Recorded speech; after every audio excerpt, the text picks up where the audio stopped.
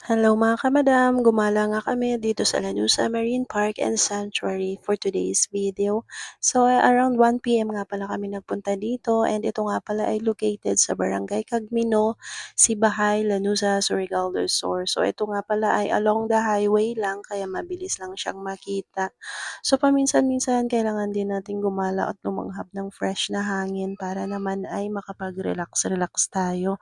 So thank you nga pala dito kay Auntie Milin sa pagsama sa amin dito at sa paglibre na rin ng snacks. Uy. So ito nga pala yung kanilang resto bar and ito yung view sa harapan kapag kakain ka dito. So sa view pa lang as in busog na yung mata mo. Ang ganda ng view dito. First time kong kumain dito and kamalasan nga lang kinagat ako ng pusa. Yes po. Hindi naman sinasadya or wala namang may gusto kasi kinukuhanan ko ng picture ng time na yun si Kuya Liam and kinukuha ko yung magandang view sa may likuran niya and hindi ko namalayan na nasa likuran ko pala yung pusa kasi binibigyan namin siya nung biscuits and then kumakain siya doon tapos pag atras ko medyo napakan ko yata yung buntot niya kaya ayun kinagat niya ako. Buntis nga pala yung pusa na yun kaya yun. Wala, share ko lang. So yun, kailangan ko magpa-inject ng anti-rabies kasi mahirap na. So ayan mga kamadam, nagpunta na rin kami dito sa pinaka-park talaga ng sanctuary and 10 pesos lang yung entrance dito mga kamadam, mura lang and talagang busog na busog yung mga tamot sa paligid dahil nga purong green and ang ganda ng view dahil nga dagat. Yun nga lang ay hindi kami naligo ng time na to dahil nga wala naman kaming dalang damit at hindi namin balak maligo. Balak lang talaga namin ay magpasyal-pasyal. So ayan, dinala ko nga si Bella and si Kuya Liam.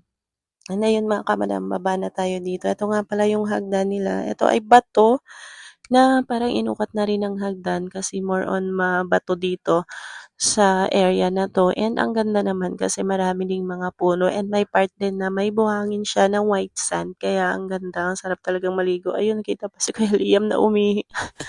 Ay naku, pasaway yung batang yun, wag niyong gawin yun, bawal yun dito. So ayan mga kamadam, bumaba na nga kami dito and share ko lang pala last time pala mga kamadam ang page ko or ang FB ko ay na-disable and nakala ko talaga mawawala na siya. Kasi nakalagay doon need kong mag-wait ng 180 days bago ako makapag-appeal. Pero hindi ko siya inintindi nung time na yon dahil ako ay nagkasakit and nabinat nga ako and then nagkaroon pa ako ng UTI. Tapos may tonsillitis pa kaya hinayaan ko na muna kasi sabi ko baka kalooban talaga na mawala yung FP ko na yun para ako'y makapagpahinga. So tinuro ko pala doon sa taas na doon kami galing kanina nung kumain kami ng snacks na halo-halo. Masarap nga din pala yung halo-halo nila dito mga kamadam. And ang pinakamaganda talaga, ang best na part ay yung view talaga sa harapan. So ayan mga kamadam. Ito nga pala yung ulit-ulit. Lanuza Marine Park and Sanctuary. So, punta na kayo dito mga kamadam kung gusto nyo. Pwede kayong maligo dito. 10 pesos lang ang entrance at 100 pesos naman ang mga cottage. So, ayan, siyempre kailangan nyo magdala ng sarili nyong pagkain and bawal magtapon ng basura. And bawal din manghuli ng isda dito mga kamadam dahil ito nga ay sanctuary at bawal kuhanan yung mga isda dito. So ayan mga kamadam, nilibot ko lang yung paligid. Paligid. So nilibot ko lang yung paligid or yung area. Dati na ako nakakapunta dito and dati na rin kaming nakakaligo dito.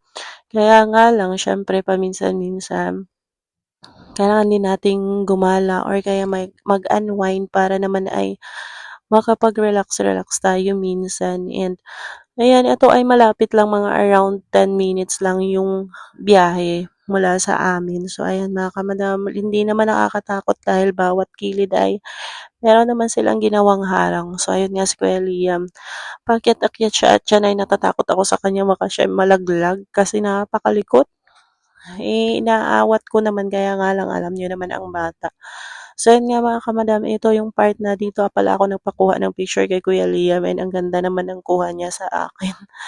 So ayan mga kamadam, mahirap talaga magkasakit lalo na kapag may inaalagaan kang baby. So thankful na lang talaga ako dahil may kapatid akong tumutulong sa akin sa pag-aalaga kay Bella. At siya yung katabi or nag-aalaga kay Bella, katabi niya sa pagtulog nung time na nagkasakit ako. And hanggang ngayon mga kamadam dahil kailangan ko na naman magpa-inject ng anti-rabies and medyo parang lalagnatin yung pakaramdam ko. So yan mga kamadam, kapagka may sakit ako hindi ko pinapatabi sa akin si Bella dahil mahirap na, bata pa kasi and baka mahawaan, iwas na lang din. So ayan mga kamadam, ang katabi ko laging matulog ay si Kuya Liam. And last time nga pala, iniisip ko kung bakit na-disable yung Facebook ko. Siguro ay marami akong mga violations or marami akong hindi nasunod sa mga rules ni Meta. So ayun, or may mga kapangalan ako kasi last time may nagtag sa akin. Nakapangalan ko Kamadam Vlogs din siya. So ito nga pala yun Kamadam, last time pala ang pangalan ng vlogs ko ay Miss Rio Vlogs, pangalan ng vlogs. Pangalan ng page ko ay Miss Rio Vlogs. Ayun, kinukuhanan ko na ng picture dyan si Bella and good thing naman ay nakasama siya. So Miss Rio Vlogs yung pangalan ng page ko dati kasi ang tawag ng mga friends ko sa Manila or mga katrabaho ko sa akin ay Miss Rio kaya ginawa kong Miss Rio. Kaya nga lang, hindi ko alam kung anong tawag ko sa mga taga-panood sa akin or taga-subaybay sa akin. Kaya minsan, "Hi guys, hello mga hello mga auntie, mga uncle, hello mga mommies," gano'n. So sabi ko, "Bakit pa iba-iba?" Nalilito kaya sabi ko, ang tawag naman sa akin ng kapatid ko ay madam or yung ibang mga ano or pang-asar nila sa akin tawag nila madam. Kaya sabi ko gawin ko na lang ka-madam. So ayan, kaya ka-madam vlogs na yung ating page ngayon. And ayan nga pala mga ka-madam, this time ay, this time, sa time na yan ay pauwi na kami and hinayaan ko lang muna si Bella at si Kuya Liam niya na maglaro dyan sa harapan. And may harang naman yan kaya hindi siya nakakatakot kahit may mga sasakyan na dumadaan sa harapan. So, if you want mga kamadam, gala din kayo dito para naman makapag-relax-relax kayo. So, yun lang. Thank you for watching. Bye!